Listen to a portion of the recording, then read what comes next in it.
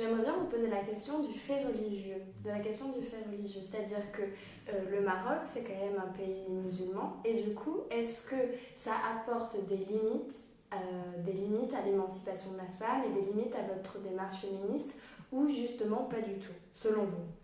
Avant, c'est-à-dire, c'était pas apparent, c'était dans les lois. C'était dans les pratiques, les coutumes. Il y a le mélange de coutumes, traditions, religion. Et bien sûr, quand j'ai un pouvoir, je le défends avec n'importe quel moyen. La religion est le meilleur moyen dans toute l'histoire des hommes. Les hommes ont eu le pouvoir. Et c'est avec la religion qu'ils ont instauré leur pouvoir. C'est-à-dire le système patriarcal s'est entouré de choses pour consolider, renforcer son pouvoir. Et ça, il y a le pouvoir de l'argent et le pouvoir religieux. Si l'un ne marche pas, l'autre peut être une carte. Et quelquefois, les deux ensemble, c'est très bien. Donc, quand moi j'ai les privilèges en tant qu'homme, j'ai tout, les traditions sont avec moi. On se pose la question, pourquoi ces traditions sont tracées à la main, rien que contre la femme, pour l'homme, etc. Les interdits pour les femmes, les non interdits pour les hommes. C'est tout un système patriarcal qui s'est forgé et qui a fait tout, s'est entouré de garde-fous et de pouvoirs pour maintenir les choses au statu quo, c'est-à-dire avec ses privilèges. Ce qui fait, la religion était là et s'est transmise à travers dans l'éducation traditionnelle et puis par exemple, le statut personnel.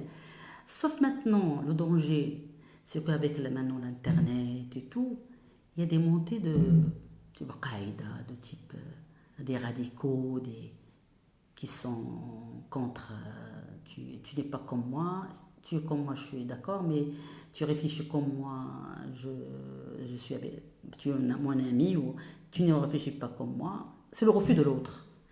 Et dans tout ça, le maillon faible est la femme. Pour prouver ma force en tant qu'un mouvement, ou bien qu'un courant, ou bien c'est avec la femme que je commence. Je commence par lui mettre le voile, dire voilà, vous voyez combien de femmes voilées, donc on est là, on existe, regardez, toutes nos femmes sont voilées. Pour par l'habillement. Le voile, c'est une instrumentalisation. Ah oui, instrumentalisation, c'est un symbole politique maintenant. C'est un symbole politique.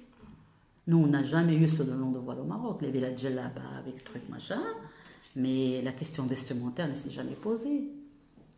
Le roi était le premier à faire sortir sa fille avec la jupe, les cheveux découverts et tout. On n'avait pas ce problème au Maroc. Mais cette montée avec nos immigrés nous ont ramené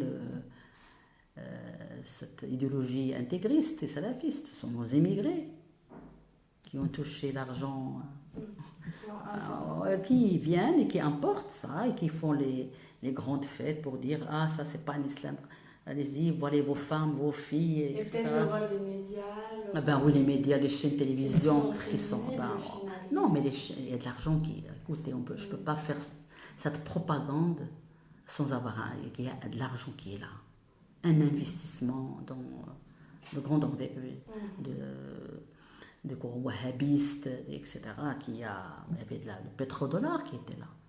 Donc je te paye, tu fais ce que. Et j'achète les chaînes et je fais. Pas.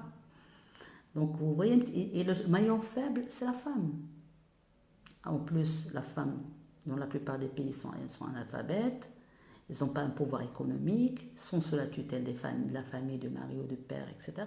Et c'est facile, c'est une proie facile à amadouer. Et puis le discours religieux passe facilement. Vous voyez, le discours laïque aux droits humains passe pas facilement. Mais le discours religieux, les oreilles des gens sont habituées à ça. Tu viens, ce sont des convaincus d'office.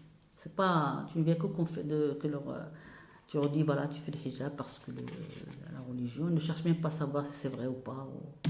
Ou se met avec les 4 mètres de tissu.